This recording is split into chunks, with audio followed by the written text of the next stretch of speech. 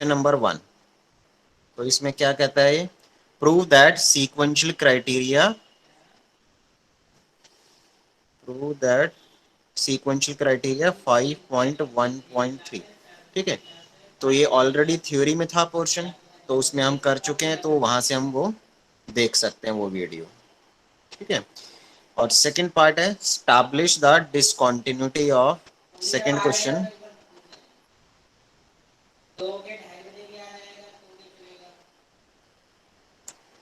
establish the discontinuity criteria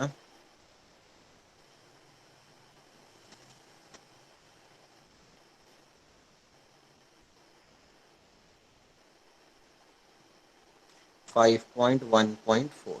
ठीक है, तो ये भी ऑलरेडी हम कर चुके हैं, बट इसको हम थोड़ा सा डेरिवेशन फॉर्म में ही लिखते हैं, कैसे लिखेंगे। ठीक है, तो इसमें डेरिवेशन फॉर्म में क्या करें हम? तो 5.1.4 क्या था आपके पास? सो 5.1.4 है, a function f is discontinuous at c if and only if there exists a sequence xn in A which converges to C and the sequence fxn does not converge to fc। ठीक है, तो उसमें से पहले हम one way लेते हैं, late f be discontinuous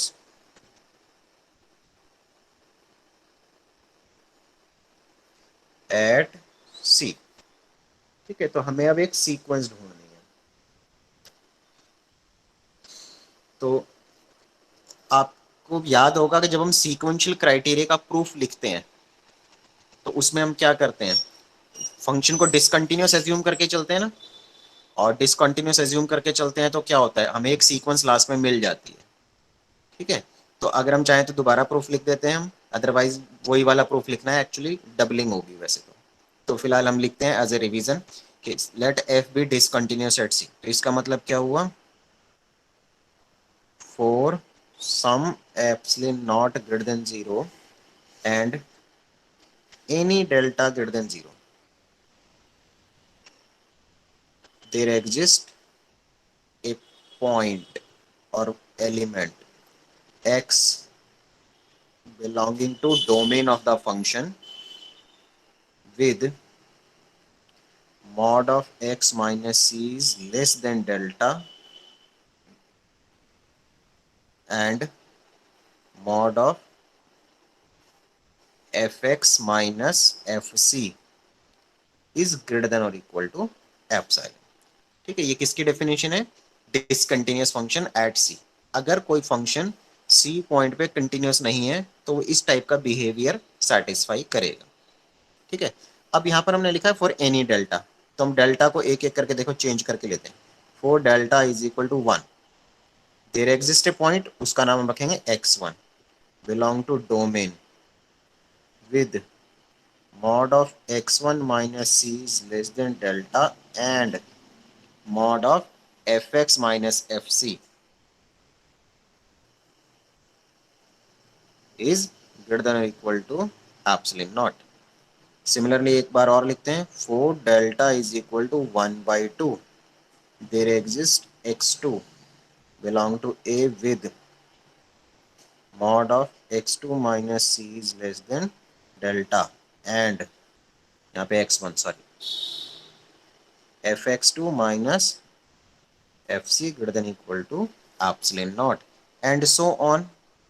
आप डेल्टा को नेक्स्ट स्टेप में 1/3 1/4 ऐसे लिख के दिखा सकते हैं, चाहे तो जरूरत नहीं है। So that is for delta is equal to 1/n where n is a natural number there exist. देखो जब 1/2 यहाँ 2 लिया तो हमने पॉइंट का नाम x2 रखा था, अब हम यहाँ n ले रहे हैं तो पॉइंट का नाम xn रखेंगे with the property that xn minus c is less than delta, और डेल्टा क्या है? 1/n and mod of fxn minus fc greater than or equal to epsilon naught। So as n tends to infinity we have,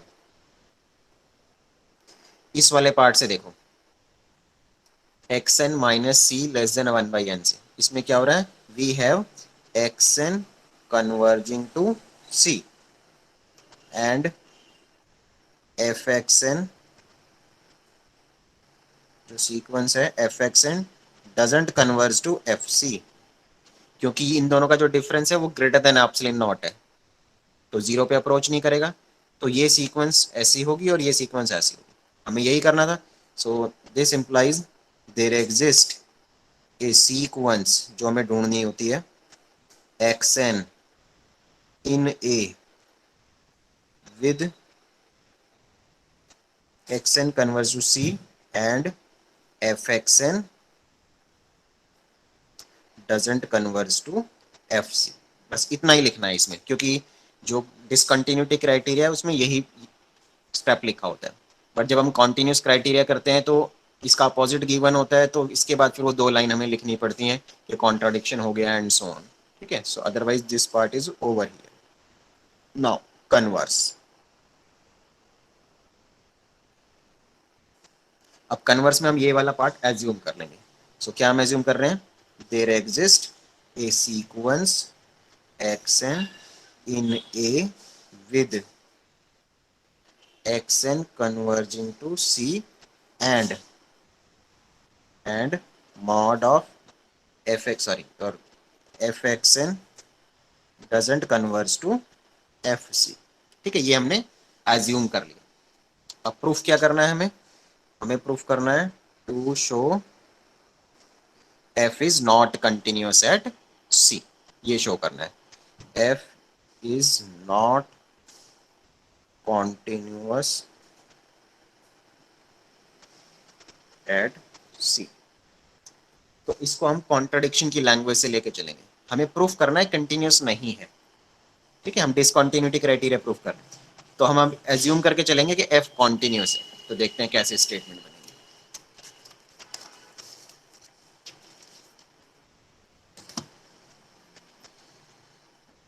so let if possible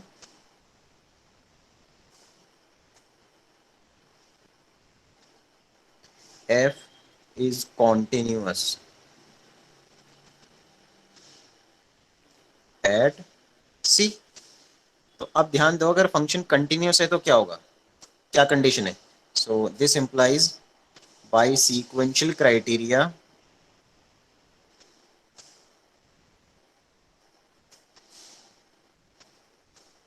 we have whenever a sequence of A converges to C, the sequence fxn converges to fc। Words लिख दो या arrow बना दो, एक ही बात है ना। अगर हम फंक्शन को कंटिन्यूस मान लेते हैं सी पर, तो सीक्वेंशियल क्राइटेरिया के प्रूफ में हमने क्या पढ़ा था कि whenever you have a sequence converging to C, sequence का नाम यहाँ लिख देते हैं, whenever a sequence xn of A converges to C, the sequence fxn converges to C, fc। But ये कॉन्ट्रडिक्शन हो गया, क्योंकि हमारे पास एक सीक्वेंस हमने एज्यूम किया हुआ है ना, पीछे हमने पीछे एज्यूम किया हुआ है कि हमारे पास एक सीक्वेंस है इस कंडीशन को सेटिस्फाई करने वाली। बट ऐसा तो हो नहीं सकता, क्योंकि हमने कहा कि अगर हम कंटिन्यूस मान लें तो सारी सीक्वेंस कन्वर्ज करेंगे उसके ऊपर। ठीक है, so this is a contradiction, this is a contradiction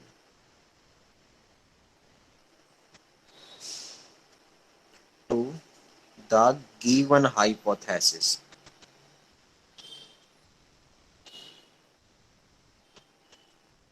So our assumption was wrong।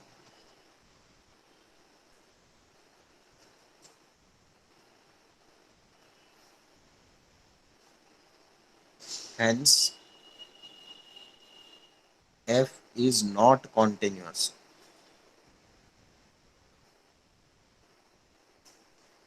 at c। ठीक है, तो ये आपके डिसकंटिन्यूटी क्राइटेरिया का प्रूफ हो गया।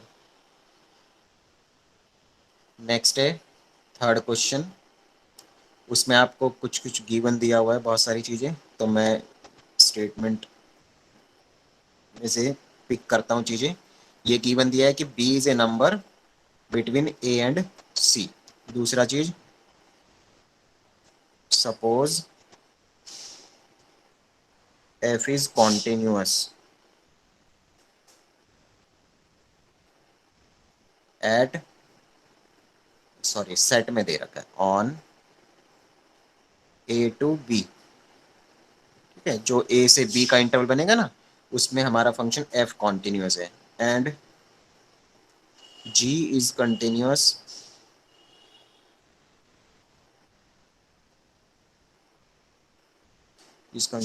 On B to C, B to C. Also one property also given कि F of B is equal to G of B, ये भी गिवन दिया है। ठीक है, नाउ डिफाइन ए फंक्शन, फिर एक फंक्शन मेंशन किया है कि एच एक्स नाम का एक फंक्शन है आपके पास, जो दो पार्ट्स में डिफाइंड है। कैसे? H X is equal to F X if X lies between A to B, close interval, और जी एक्स बी टू सी। ठीक है, तो ये एक हिसाब से क्या है, क्लबिंग ऑफ फंक्शन हो गए, दो फंक्शन को मर्ज करके एक फंक्शन बना दिया। तो अभी फिलहाल हम शो करने वाले हैं कि इस इंटरवल में जो एच जो फंक्शन बनाया हमने, देखो हमारा जो प्रूफ करना है वो क्या है, to show H is continuous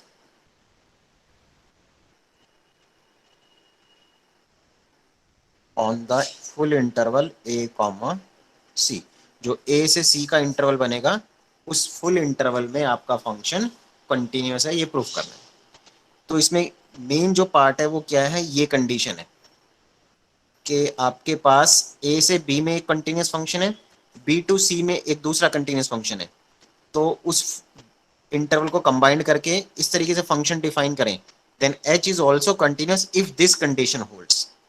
तो यही एक मेन कंडीशन है इसकी, कि जो एफ का एंड पॉइंट है और जी का बिगिनिंग पॉइंट है, उन दोनों पे वो फंक्शन कॉन्साइड होने चाहिए। अगर सेम आंसर देते हैं तो वो फंक्शन कंटिन्यूस होगा, अदरवाइज नहीं होगा।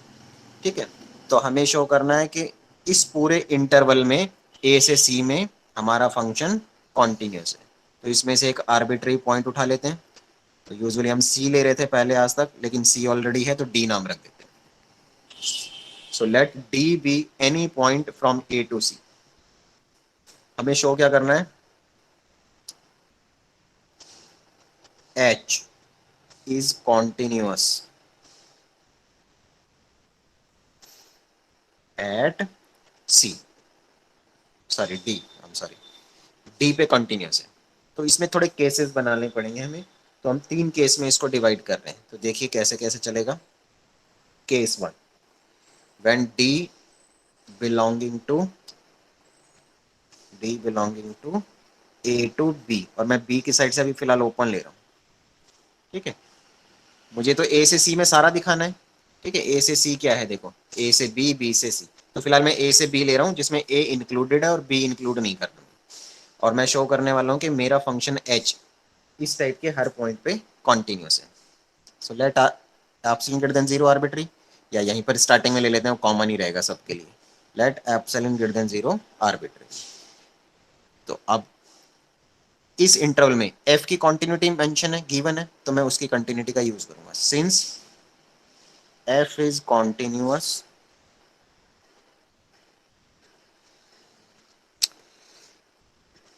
इन close interval A comma B, ये गिवन दिया हुआ था। देयरफॉर, अब डी जो है इसी के अंदर है, इसी का एक पार्ट है। Therefore F is continuous at D also. So this implies for epsilon greater than zero there exist a delta greater than zero, मतलब कोई भी एप्सिलॉन जो हमने ले रखा है उसके लिए एक डेल्टा मिलेगा, delta greater than zero, such that, sorry sorry such that if x belong to domain, कौन सा डोमेन, जो आपने एफ की कॉन्टिन्यूटी का जो आपने चूज किया हुआ है, तो देयर एग्जिस्ट, इसमें बी पे प्रॉब्लम तो नहीं आएगी, ठीक है, लेकिन डी की वैल्यू बी तो हम लेंगे ही। So x belonging to domain of the function and जो कॉन्टिन्यूटी का उसका है mod x minus d, d पे कॉन्टिन्यूटी यूज कर रहे हैं, अल्टा वी हैव, क्या होगा हमारे पास, we have mod of f x minus f d is less than epsilon. हमने एफ की कॉन्टिन्यूटी का यूज किया, याद रहे, है ना। सो सिंस एक्स कहाँ बिलोंग कर रहा है, क्लोज इंटरवल डी बी, साथ साथ डी और ये दोनों कहाँ बिलोंग कर रहे हैं, ए टू बी के बीच में ही बिलोंग कर रहे हैं। यहाँ थोड़ा कंफ्यूज ना होना, क्योंकि क्या लिखा है, डी बिलोंग टू ये लिख दिया और डी ओपन इंटरवल लिया था, तो कोई बात नहीं, इंटरवल में तो है ही ना, बी के इक्वल नहीं हो सकता बट इंटरवल में तो है ही। देयर फोर एफ जो है वो एच एक्स के इक्वल होगा और जो एफ डी है वो एच डी के इक्वल होगा, है ना। फंक्शन देखो, एच की डेफिनेशन दिखाता हूँ मैं आपको कैसी थी। एच की डेफिनेशन देखो ऐसी है ना, कि ए से बी का क्लोज इंटरवल का कोई भी पॉइंट पिक करेंगे तो एच एक्स और एफ एक्स इक्वल होगा, है ना। तो इस वाली प्रॉपर्टी का यूज करके हमने यहाँ ऐसा कर दिया। तो अब हम क्या कर सकते हैं, जो एफ एक्स है उसके लिए लिख सकते हैं एच एक्स और जो एफ डी है उसकी जगह एच डी, ठीक है। तो क्या देख रहे हैं हम कि एच जो है कॉन्टिन्यूटी की डेफिनेशन सेटिस्फाई कर रहा है। So H is continuous at D. So since D belong to A to B is arbitrary, therefore H is continuous on the full interval A to B, ठीक है। तो इस वाले इंटरवल में कंटिन्यूस हो गया। केस टू, केस टू में हम लेते हैं लेट D बिलोंगिंग टू दूसरा वाला पोर्शन B से लेकर C तक, C से क्लोज B से ओपन, ठीक है। और जो थर्ड केस हम लेंगे वो लेंगे कि B पे डिस्कस करना, एग्जैक्टली B पर। सो ये वाला पार्ट भी बिल्कुल सिमिलर ही है बट जी का यूज होगा इन प्लेस ऑफ एफ। तो मैं यहाँ पर थोड़ा फास्टली लिख देता हूँ, सेम है, since G is continuous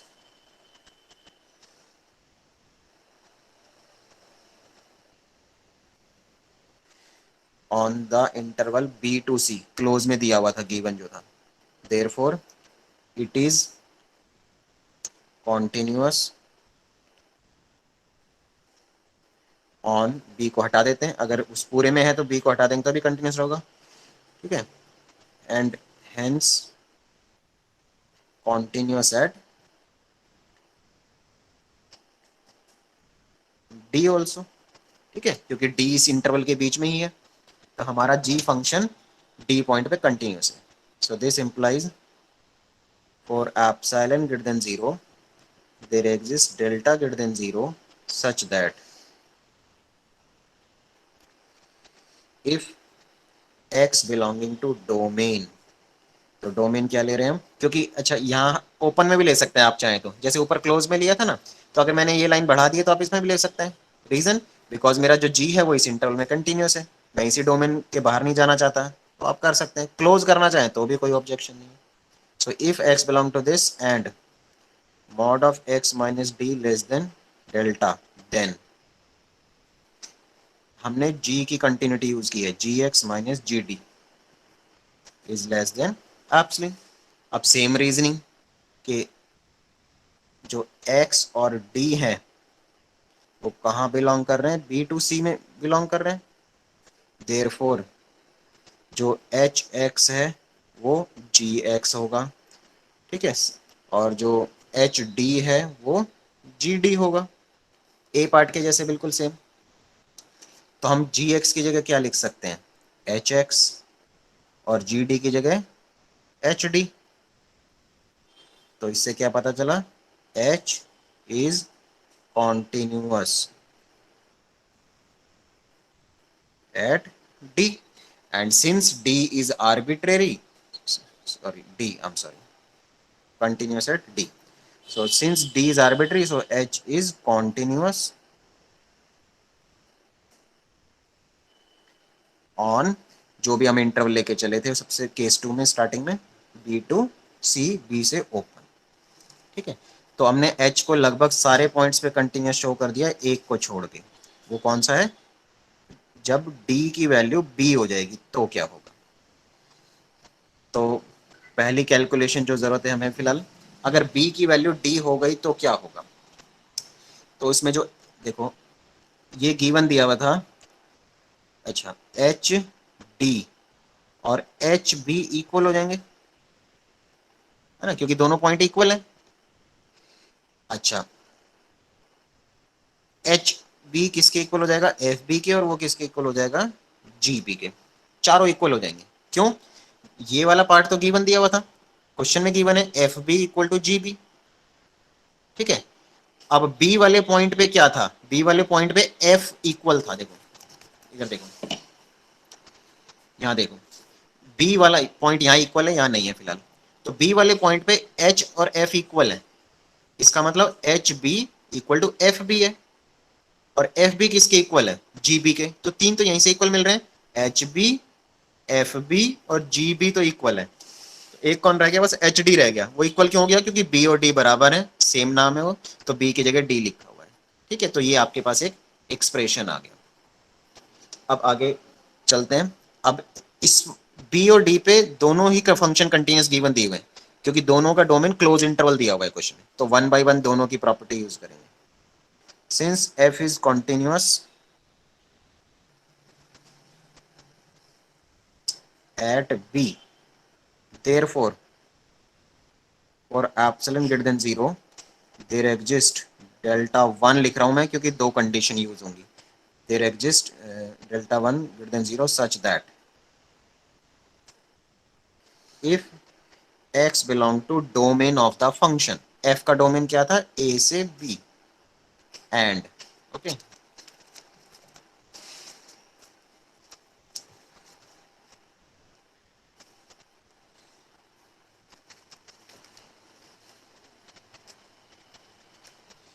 so क्या लिखा हमने, belong to a and mod of x minus d, तो हमारा फंक्शन डी पे कंटिन्यूस है, बी पे कंटिन्यूस है, बी लिख लो या डी लिख लो, एक ही बात है, डी पे ले रहे हैं और डी बी के इक्वल है, so you can write this one less than epsilon delta, sorry, then mod of, हम एफ की प्रॉपर्टी यूज कर रहे हैं, f x minus f d या एफ बी सेम थिंग है, क्योंकि बी और डी इक्वल है, so f d is less than epsilon.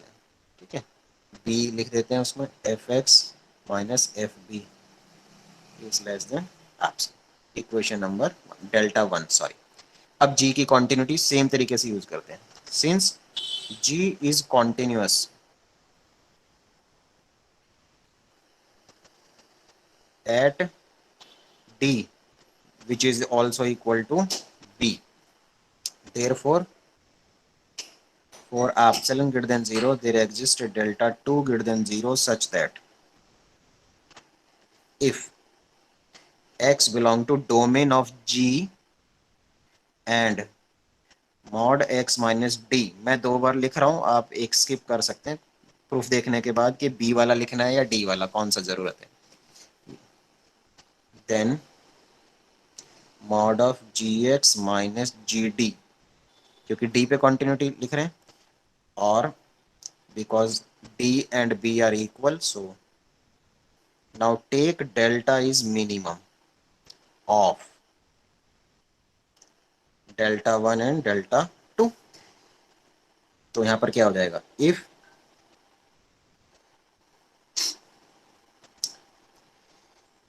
mod of x minus b is less than delta, तो आपके पास दोनों कंडीशन आ जाएंगी कि अगर ये लेस देन डेल्टा है तो क्या होगा, देन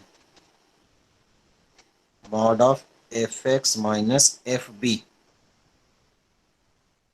वैसे काफ़ी इंटरेस्टिंग फैक्ट है कि इसमें जैसे जो हमने यहाँ लिखा है, सपोज जी वाले में लिखा है, ये आपको दिख रहा होगा ये वाला, mod x minus B less than delta two.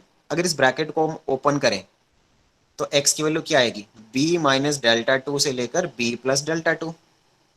और ध्यान दो कि आपका जो डोमेन है वो बी के लेफ्ट साइड में है ही नहीं, तो एक्चुअली ये बी से लेकर बी प्लस डेल्टा टू तक है, मतलब राइट हैंड लिमिट की तरह बिहेव कर रहा है सिर्फ, राइट हैंड लिमिट और एफ बी, जी बी जो भी है ना।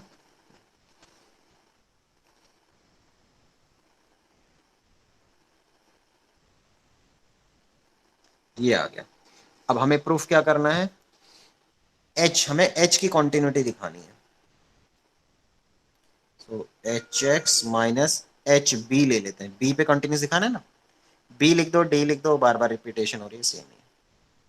अब देखो, अब इसमें हमारे पास दो ऑप्शन है कि एक्स कहाँ बिलोंग कर रहा है, क्योंकि एक्स पे निर्भर करता है कि वो बी लिख एफ लिखना है कि जी लिखना है ना। एफ बी, एक मिनट में एक्सप्लेन करता हूँ अभी। इफ, देखो एक्स तो कहीं भी हो सकता है, क्योंकि लेफ्ट साइड में भी हो सकता है बी के, और राइट साइड में भी हो सकता है, तो हम समझाते हैं कि अगर एक्स लेफ्ट साइड में है, मतलब जैसे ये इंटरवल ले रखा है ना हमने, x minus B less than delta, तो ये है बी माइनस डेल्टा से बी तक, अगर इस टाइप का है, और कहाँ पर साथ में, ऑब्वियसली इंटरवल के बाहर नहीं जाना चाहिए, अगर इस कंडीशन को सेटिस्फाई कर रहा है, तो इस वाले पोर्शन में एच किसके इक्वल है, एफ के, और एच बी किसके इक्वल है, एफ बी के। वो हमने थर्ड स्टेप में चार वैल्यूज लिखी थी ना इक्वल, वो वाला। इसी तरीके से ये वाला है कि अगर एक्स बी से सी के इंटरवल में बिलोंग करता है and right side of B है, तो वो फंक्शन जी हो जाएगा। एंड ऊपर वाले स्टेप में आप देखो कि कुछ भी हो जाए, both are less than epsilon actually. तो हम क्या क्या देख रहे हैं, H X minus H B less than epsilon, it means H is continuous at B. तो अब तीनों स्टेप में अगर हम देखेंगे तो पूरे इंटरवल में कंटिन्यूस बन गया। So H is continuous on the interval a to सी। ठीक है, तो ये आपका थर्ड क्वेश्चन का सोल्यूशन हो गया। ठीक है।